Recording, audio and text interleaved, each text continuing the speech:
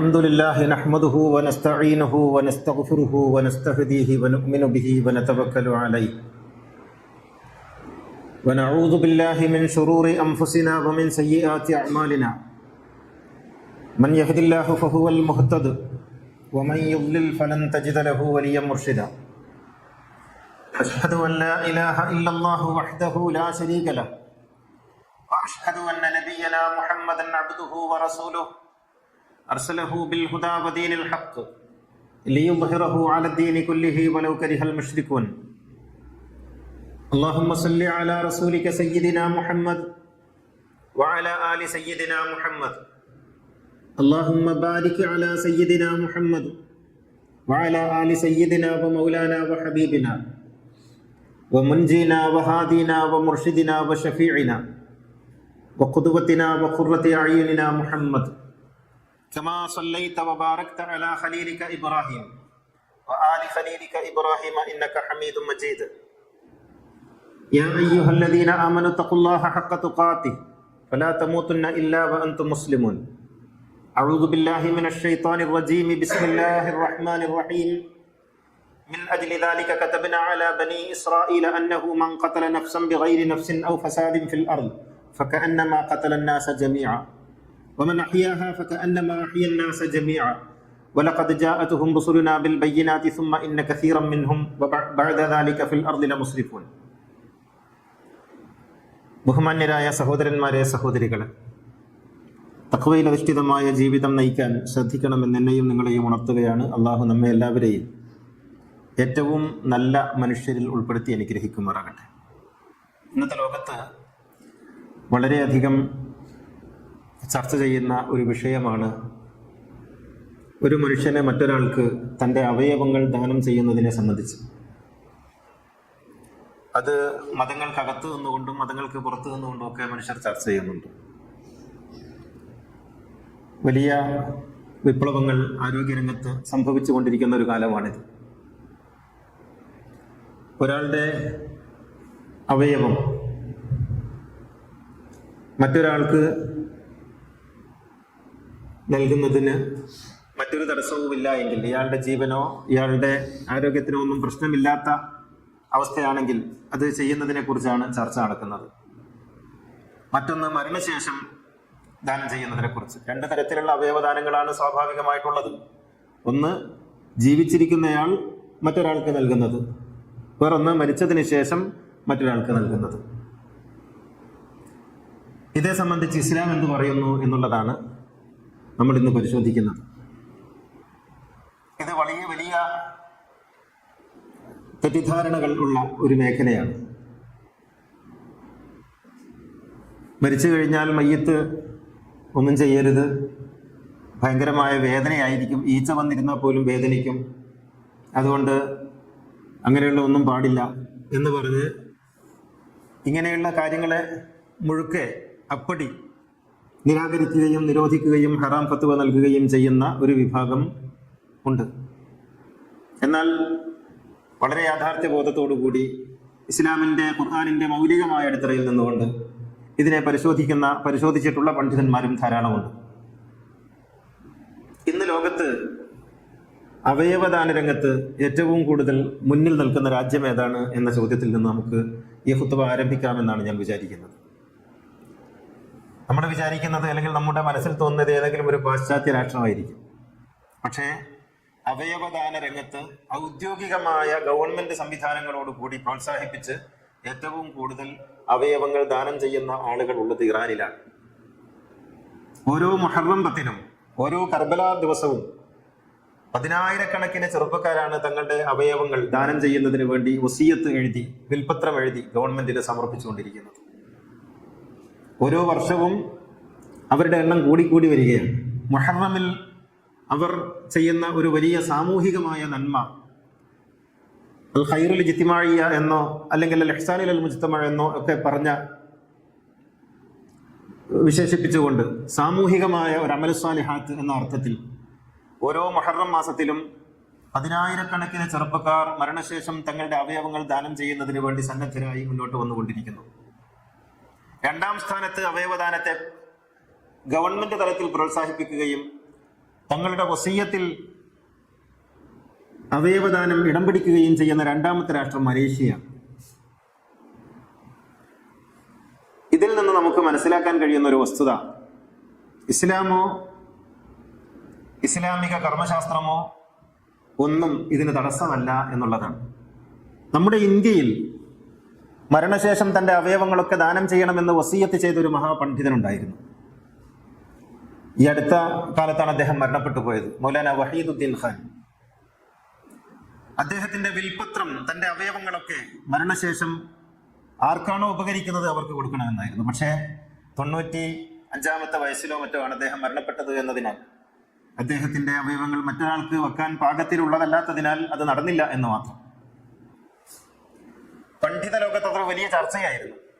തന്റെ അവയവങ്ങൾ ദാനം ചെയ്യാൻ വേണ്ടി വസിയ്യത്ത് ചെയ്ത ഒരുപക്ഷെ ലോകത്തിലെ ആദ്യത്തെ പണ്ഡിതൻ ഇമാം ഖുമൈനിക്ക് ശേഷം അദ്ദേഹമായിരുന്നു. ഇമാം ഖുമൈനി അങ്ങനെ ഒരു ഫത്വ നൽകിയിട്ടുണ്ട്. അദ്ദേഹത്തിന്റെ അവയവങ്ങൾ ദാനം ചെയ്യുന്നതിന് സന്നദ്ധനായിട്ടുണ്ടോ എന്ന് എനിക്ക് അറിഞ്ഞൂടാ. അദ്ദേഹം 80-കളിൽ തന്നെ ഖുമൈനി ഫത്വ നൽകിയിട്ടുണ്ട്, മനുഷ്യർ അവരുടെ അവയവങ്ങൾ ദാനം ചെയ്യുന്നതിന് മുന്നോട്ട് വരണം എന്ന്. 1970-കളിൽ ഷെയ്ഖ് ജാദുൽ ഹഖ് അലി ജാദുൽ ഹഖ് എന്ന് പറയുന്ന ഈജിപ്തിലെ അൽ അസ്ഹർ യൂണിവേഴ്സിറ്റിയിലെ ഗ്രാൻഡ് ഇമാം, ലോകത്തറിയപ്പെട്ട ഒരു മഹാപണ്ഡിതനാണ് ജാദുൽ ഹഖ്. അദ്ദേഹം അവയവങ്ങൾ ദാനം ചെയ്യുന്നത് ജാരിയായ സദഖയാണെന്ന്, എപ്പോഴും നിലനിൽക്കുന്ന ഒരു ദാന കർമ്മമാണ് എന്ന് അദ്ദേഹം ഫത്വ നൽകുകയുണ്ടായി. ആ ഫത്വയുടെ അടിസ്ഥാനത്തിലാണ് ലോകത്ത് മുസ്ലിം രാഷ്ട്രങ്ങൾ അവയവദാനത്തെക്കുറിച്ച് അനുകൂലമായി ചിന്തിച്ചു തുടങ്ങിയത് എന്നതാണ് വസ്തുത. അപ്പോൾ അവയവദാനം എന്ന് പറയുന്നത് എന്തോ ഒരു മോശപ്പെട്ട സംഗതിയാണ് എന്ന് വിചാരിക്കേണ്ട. ജീവിച്ചിരിക്കുന്നവർക്ക് തന്നെ അവയവം ദാനം ചെയ്യാം. ഇപ്പൊ രക്തം ദാനം ചെയ്യുന്നു എന്നുള്ളത് സർവ്വസാധാരണമാണ്. രക്തം മനുഷ്യ ശരീരത്തിലെ ഏറ്റവും വലിയ അവയവമാണ്. അത് നമ്മൾ ദാനം ചെയ്യുന്നുണ്ട്. മുടി ദാനം ചെയ്യുന്നുണ്ട്.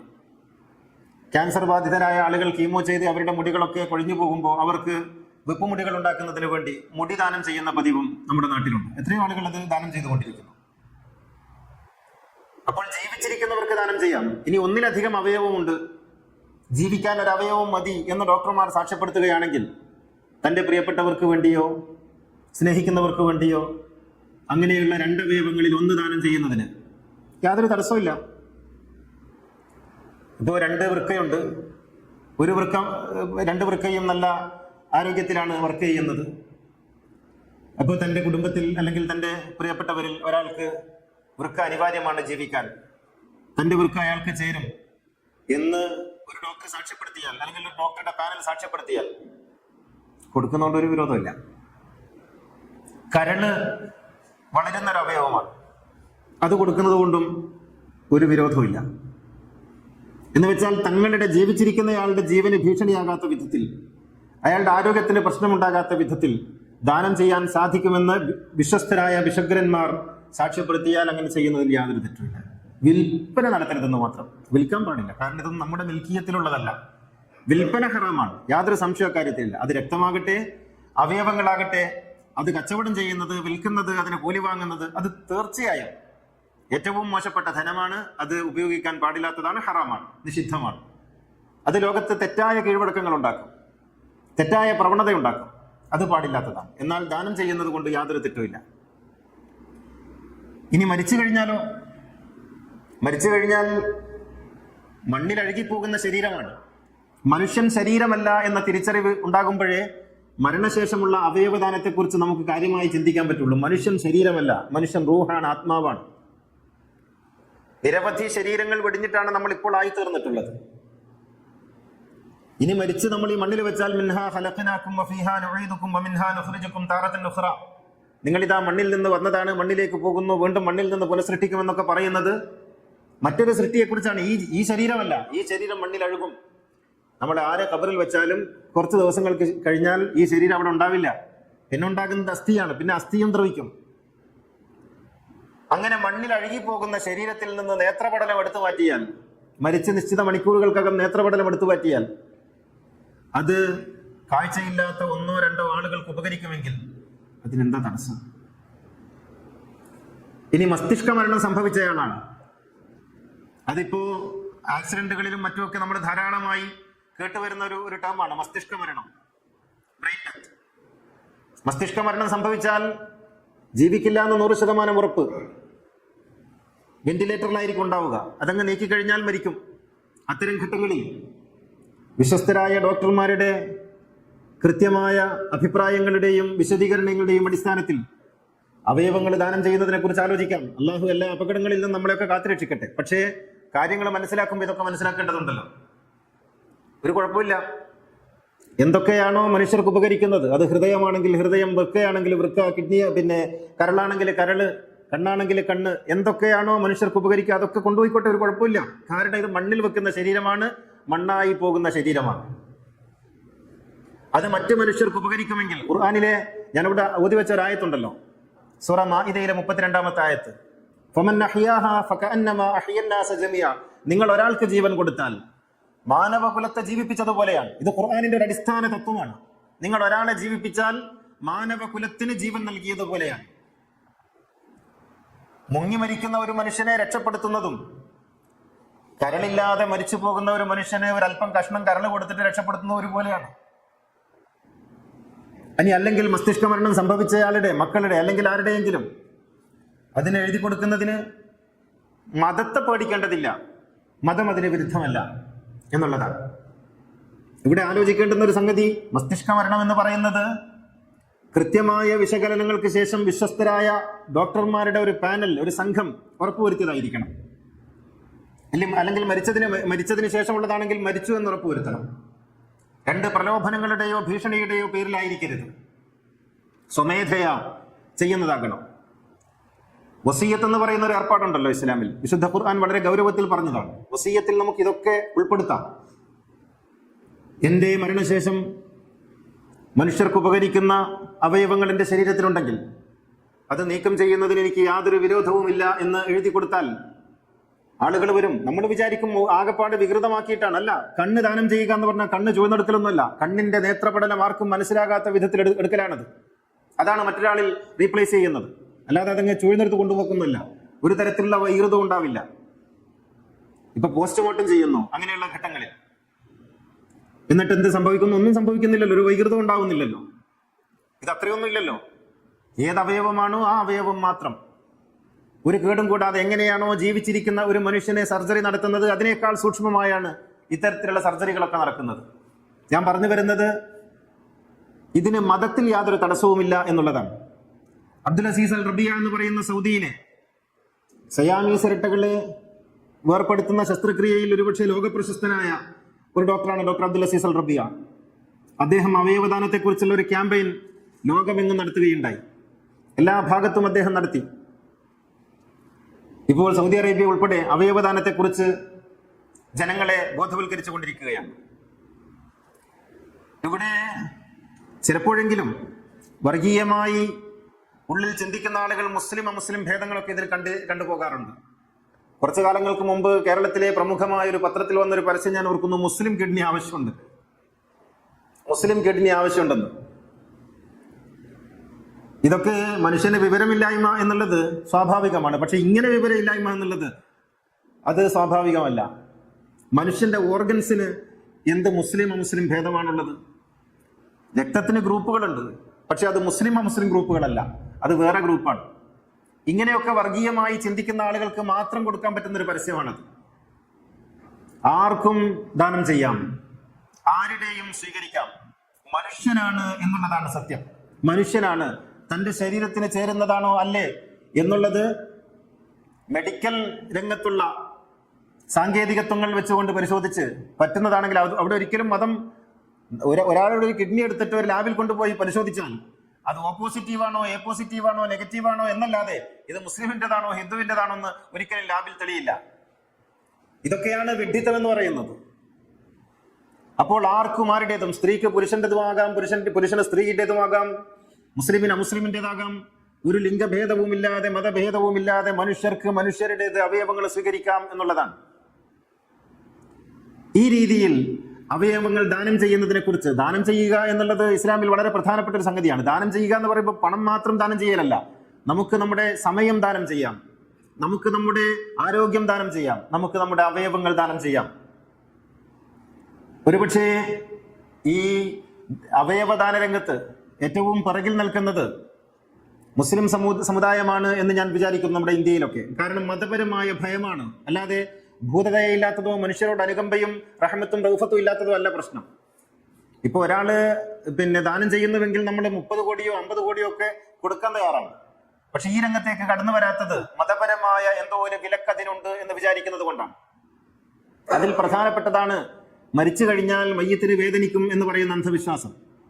ജീവൻ പോയാൽ പിന്നെ നമ്മുടെ എല്ലാ ഇന്ദ്രിയങ്ങളുടെ സംവേദനക്ഷമതയും ഇല്ലാതാകും. പിന്നെ അവിടെ വേദനയോ സങ്കടമോ സന്തോഷമോ ഒന്നുമില്ല.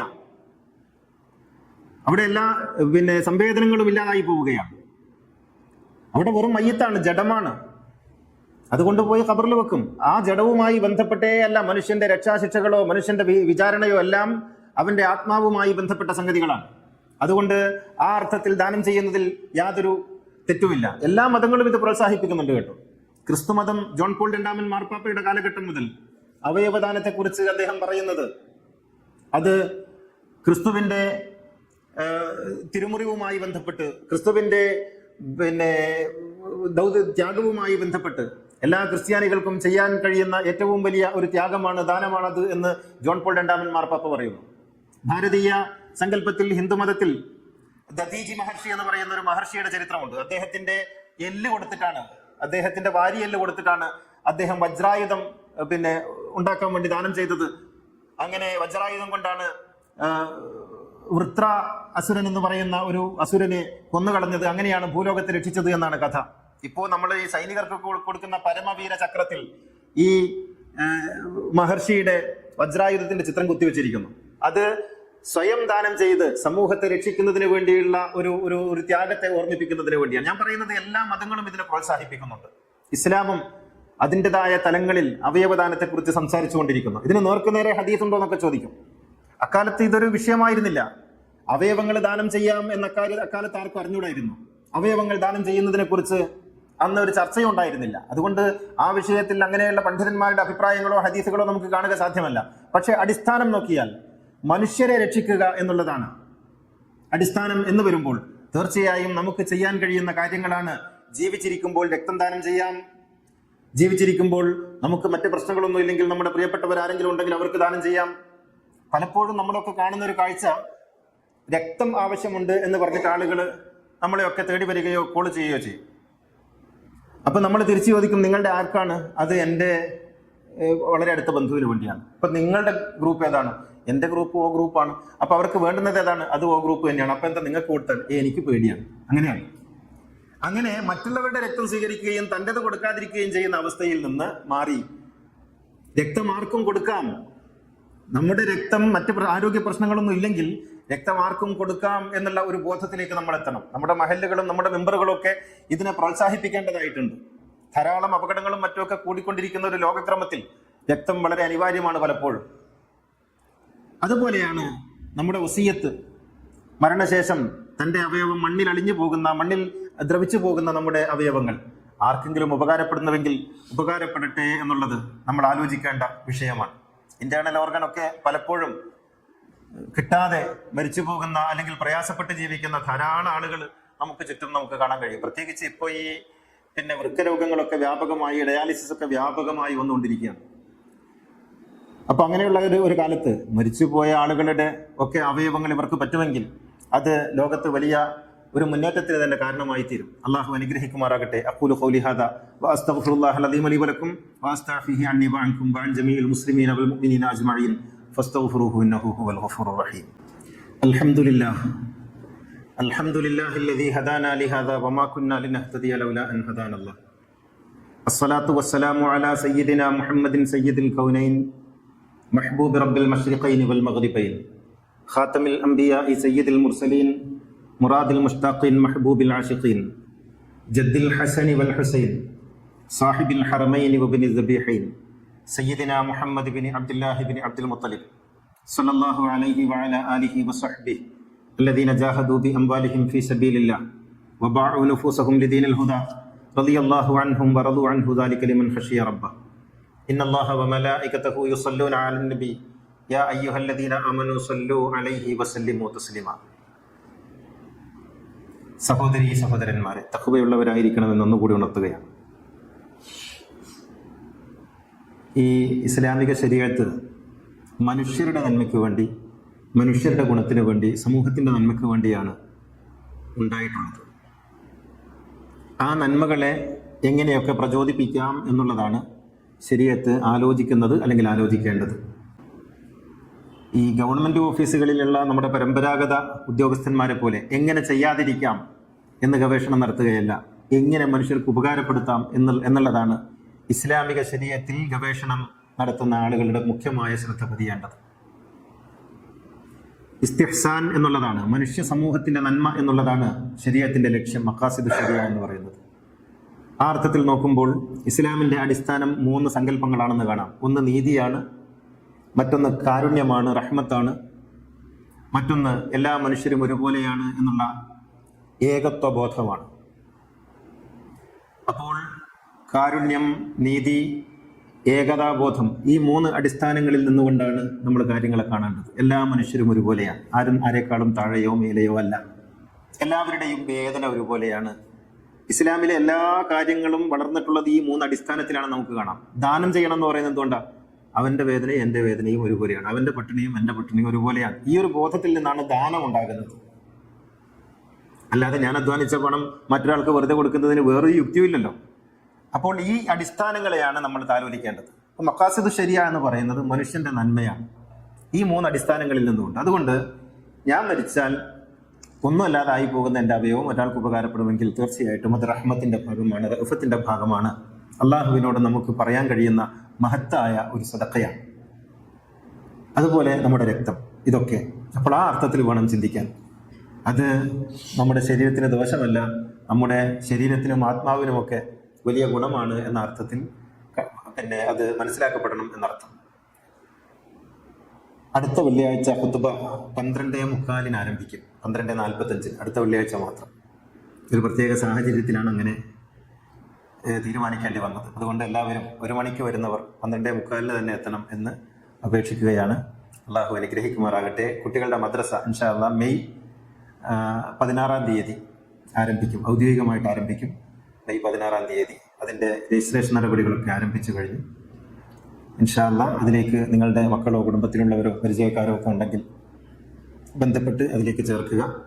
1 വർഷം ആണ് ഒരു കോഴ്സ്. അങ്ങനെയുള്ള 3 കോഴ്സുകളാണ്, സബ് ജൂനിയർ, ജൂനിയർ, സീനിയർ വിഭാഗങ്ങളിലായിട്ട്. അള്ളാഹു അനുഗ്രഹിക്കുമാറാകട്ടെ. اللهم اغفر للمؤمنين والمؤمنات والمسلمين والمسلمات الأحياء منهم والأموات إنك مجيب الدعوات وقاضي الحاجات.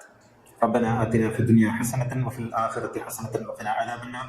ربنا تقبل منا إنك أنت السميع العليم وتب علينا إنك أنت التواب الرحيم. وآخر الدعاء الحمد لله.